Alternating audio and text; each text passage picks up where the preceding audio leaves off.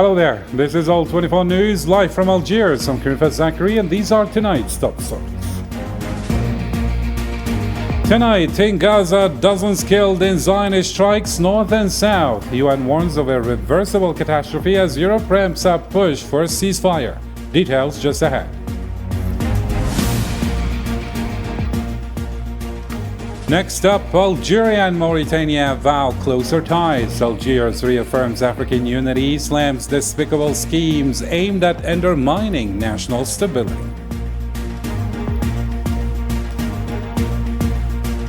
Coming up as well, Morocco's Bouriba declared persona non grata in Latin America. Rights groups blast Makhzen over corruption, say crackdown is silencing reform. We'll have full details on these developments shortly.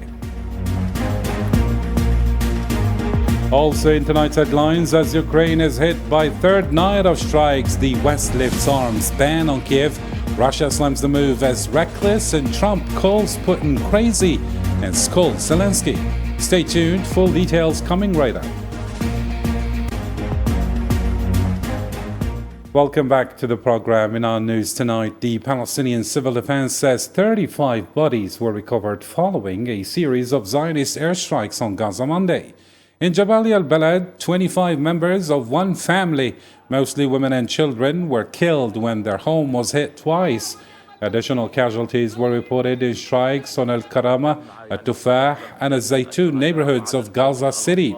In Khan Yunis, 6 Palestinians were killed in multiple air raids, with Nasser Hospital confirming fatalities and injuries from strikes on the city, its camp, and nearby towns. In central Gaza, more civilians were killed and others injured in attacks on displaced persons shelters in Al-Maghazi and Deir al-Balah. Local reports say a kindergarten housing displaced families was hit, leaving several injured and one in critical condition.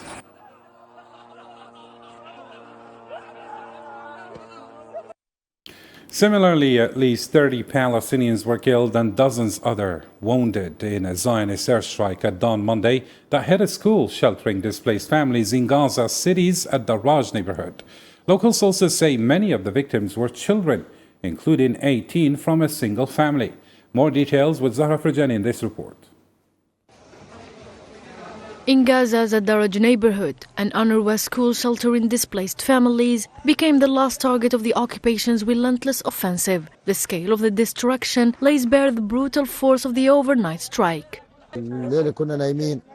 We were asleep around 1 a.m. when we were targeted without any warning. All those targeted were civilians. My nephew was martyred. He was only 8 years old. Those who were killed were all children. There are no weapons here. This is a non-UNRWA school. It's a purely civilian school. I had to pull myself and my children out from under the rubble. Throughout the day, the death toll climbed. Dozens were killed, many more wounded. Survivors say the attack was deliberate, aimed to inflict maximum casualties in the dead of the night. We were sleeping on our mattresses in our modest tent when there was a bombing. The school was bombed. It's a school that only shelters displaced people, civilians, children, the elderly, women and men, people who were exhausted and in need of food and water. Suddenly, we found ourselves under the rubble. My husband was injured, and so were our children. After 20 months of war, Gaza's civilians are trapped in a nightmarish cycle. No food, no medicine, and now no safe havens, not schools, not hospitals. Families who've fled south to escape bombardment say they've been targeted there too. Those who returned north face the same relentless strikes. We were sleeping peacefully. All of us are women and children. There wasn't a single man inside the classroom. This is my sister and this is my sister's son. My sister's husband was martyred in 2014 and she raised her orphans. She woke up from our sleep. They woke up and found the whole place in flames. He started screaming, "Mom, get me out, get me out." She couldn't get him out. Ceasefires have collapsed, aid routes are blocked, and as the siege tightens, hospitals overwhelmed by the wounded have run out of anesthesia and blood bags. The UN calls this a violation of international law, but on the ground, the suffering has no end. Meanwhile, the government media office in Gaza says occupation forces have targeted 241 shelters and displacement centers since the start of the genocidal war. In a statement issued Monday, the office condemned the ongoing campaign of ethnic cleansing and genocide, pointing to the destruction of hospitals and civilian shelters. It also denounced the recent strike on Al Jarjawi school in a Darraj neighborhood of Gaza City, which housed thousands of displaced people.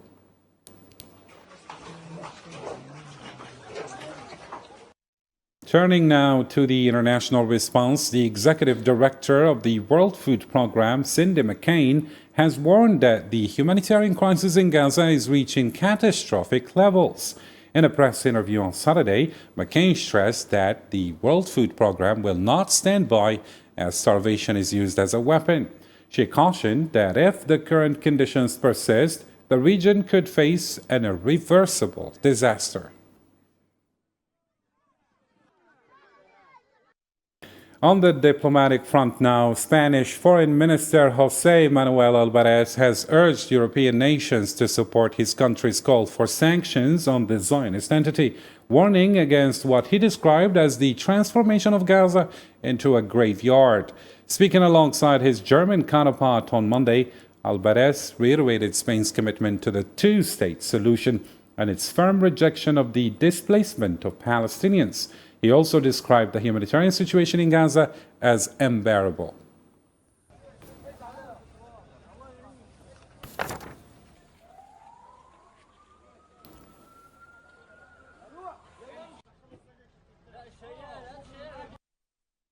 Adding to that, the German foreign minister noted that several European countries are now calling for the suspension of the EU-Israel partnership agreement over the war in Gaza.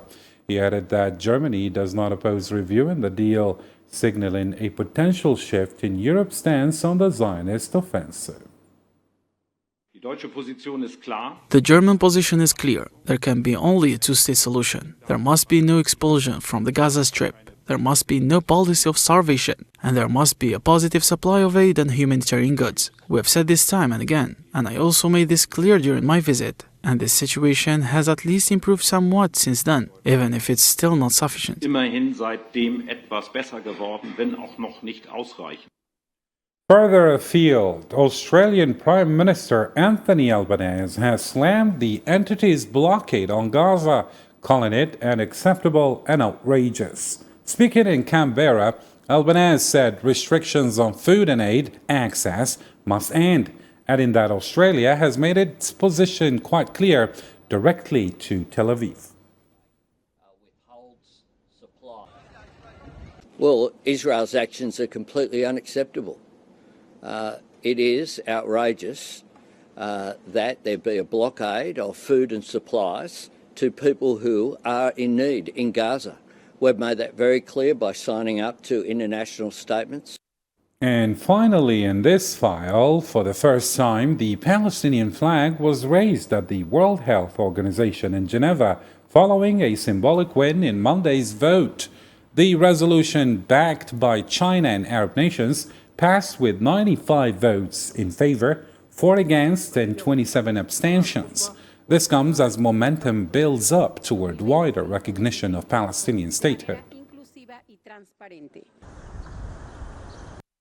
Shifting focus to Africa now, speaking at a special ceremony in Algiers on Africa Day, Algerian Foreign Minister Ahmed Attaf reaffirmed the country's unwavering commitment to its African identity and Sahelian neighbors. Despite attempts to disrupt these ties, Mr. Attaf stressed that Algeria will neither turn its back on the region nor falter in its responsibilities. Algeria remains firmly dedicated to regional stability and continental cooperation, standing tall as a key player in Africa's future.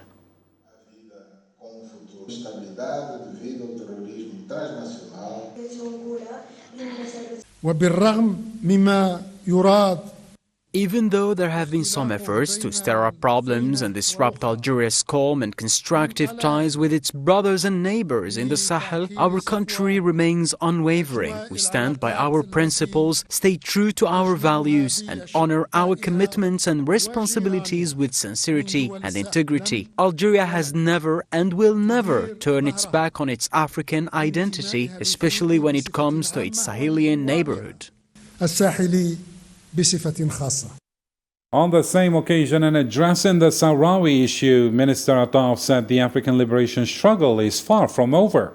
He stressed that the Western Sahara conflict remains a pressing concern before the international community, highlighting Algeria's ongoing commitment to this cause.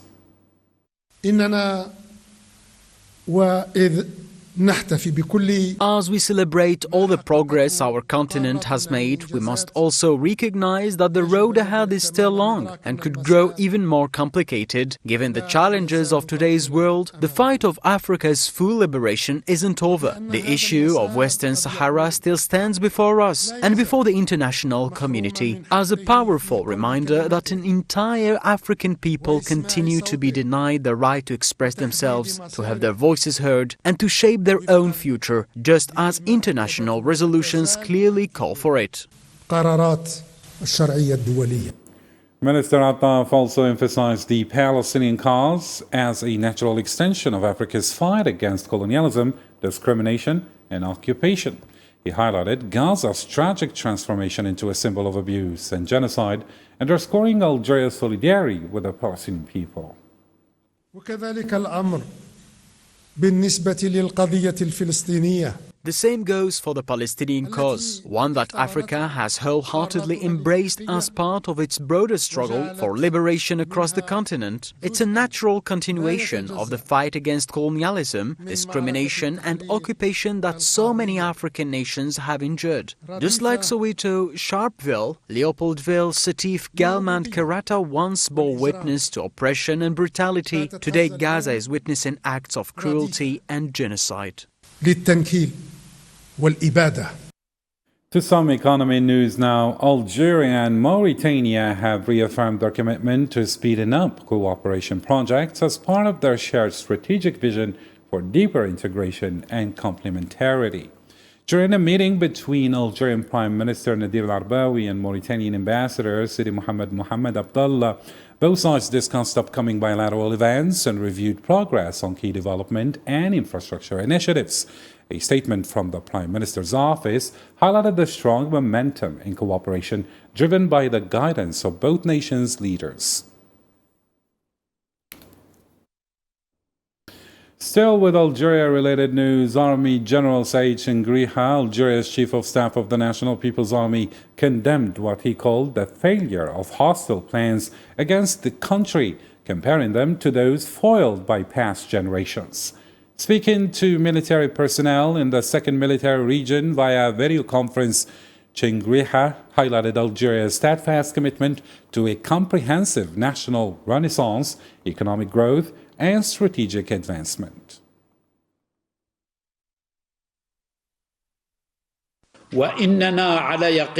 We firmly believe that as long as Algeria remains true to the oath of its martyrs and devoted patriots and continues under the leadership of the President of the Republic, Supreme Commander of the Armed Forces and Minister of National Defense, to move forward with resolve on the path of comprehensive national renewal, our country will keep advancing economically and strategically. And just like in the past, Algeria's enemies will once again face the string of failure, the bitterness of defeat, and the collapse of their malicious schemes. مرارة الهزيمة وفشل مخططاتهم الدنية. And in other regional news, 18 Ecuadorian political groups alongside 29 international human rights organizations from the Americas and Latin America have declared Moroccan Foreign Minister Nasser Bourita persona non grata. The groups formally urged the Ecuadorian government to bar Bourita from entering the country following his attendance at the new president's inauguration on Saturday. They accused him of representing an occupying regime responsible for serious human rights violations against the Sahrawi people and complicity in the ongoing genocide of Palestinians.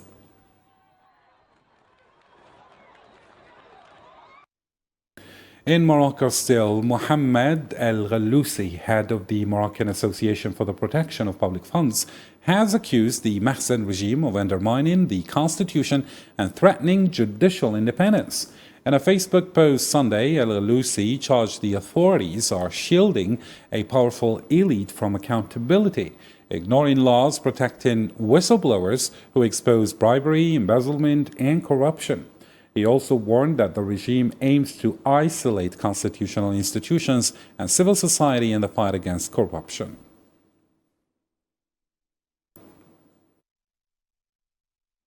Looking to Eastern Europe now, the flames of war in Ukraine appear set to intensify. Key Western allies, Germany, the US, the UK, and France, have lifted restrictions on the range of weapons sent to Kiev, prompting a sharp warning from the Russian presidency, which called the move very dangerous. Details with Yasin Arikti in this report. In a landmark escalation of Western military support, Germany, the United States, the United Kingdom and France have formally lifted restrictions on the delivery of long-range weaponry to Ukraine. German Chancellor Friedrich Merz confirmed the move, signaling a unified front among Kiev's principal allies as the war enters a volatile new phase. There are no longer any restrictions on the range of weapons supplied to Ukraine, not by the British, not by the French, not by us, not by the Americans. This means that Ukraine can now defend itself by attacking, for example, military sites in Russia, something that until recently it only did exceptionally. Now it can do it. As the war veers into unpredictable terrain, the Kremlin slammed the move as a highly dangerous provocation, warning it trails hopes for any political settlement.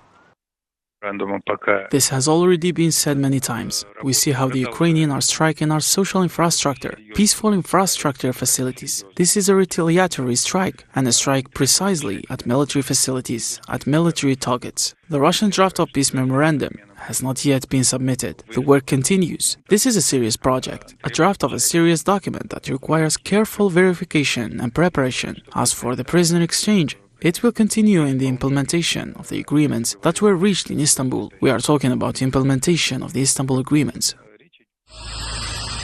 On the ground, Ukraine faced its heaviest aerial assault to date. 3 straight nights of Russian attacks, launching over 350 drones and 360 missiles, including cruise strikes. At the same time, Russia claims gains, announcing the downing of 220 Ukrainian drones and the capture of 2 key towns in the Sami region, Vladimirovka and Belovody. The battlefield chaos is mirrored in US politics. US President Donald Trump stirred backlash again. He slammed Zelensky's stance as provocative while calling Putin crazy, raising eyebrows on both sides of the Atlantic.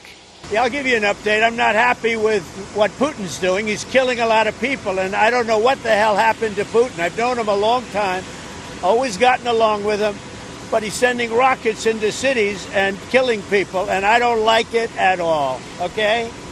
We're in the middle of talking, and he's shooting rockets into Kiev and other cities. I don't like it at all.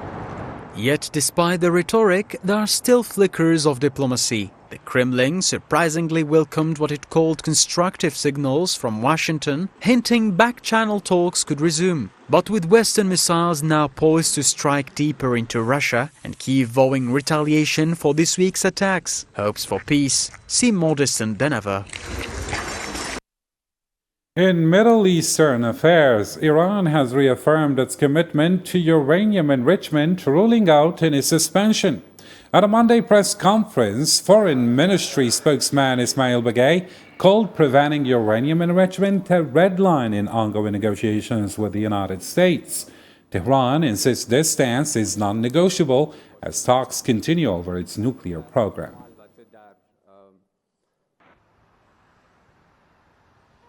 Contribute to bringing viewpoints closer together. However, what is clear is that the issue of uranium enrichment, being an integral part of Iran's nuclear industry, must be preserved, and there is no room for any retreat on this matter. Any proposal put forward must take these red lines into account.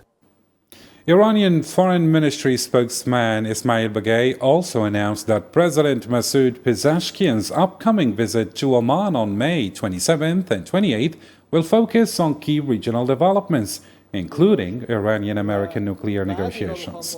Bagay clarified that no direct meetings with U.S. officials are planned, and the talks won't be limited to Tehran-Washington discussions. Meanwhile, U.S. President Donald Trump expressed cautious optimism on Sunday, highlighting progress in talks and emphasizing the need to reach an agreement to avoid potential military action against Iran.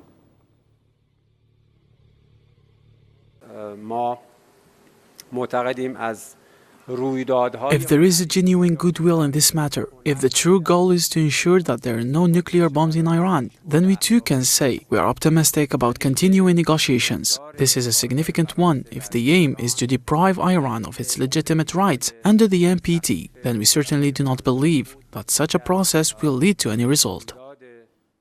And finally, it's time to catch up on other news stories making headlines around the globe with Sofian Kinturi now.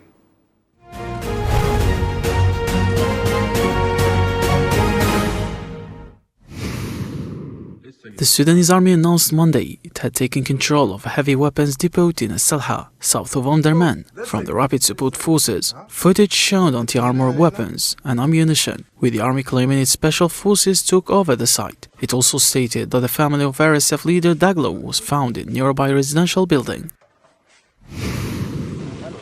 Uganda's army has suspended all military cooperation with Germany, accusing its ambassador of subversive activities. The decision follows intelligence reports implicating Ambassador Matthias Schauer, but Germany has not responded. Finland summoned the Russian ambassador in Helsinki after accusing Moscow of violating its airspace. State media reported that Ambassador Pavel Konestov was handed a protest note of the incursion of 2 Russian warplanes near the coastal city of Porvoo. A similar incident led to his summons in February. President Nicolas Maduro's party secured a sweeping victory in Venezuela's legislative and regional elections, winning a majority in the National Assembly. The National Electoral Council reported that the party received over 80% of the total vote and won in every state. This, ladies and gentlemen, we reached the end of our news for tonight. For more updates, you can always visit our social media platforms as well as our website. I'm Karim Fazakri on behalf of all 24 News team. Thank you for tuning in. And until next time, have a good one.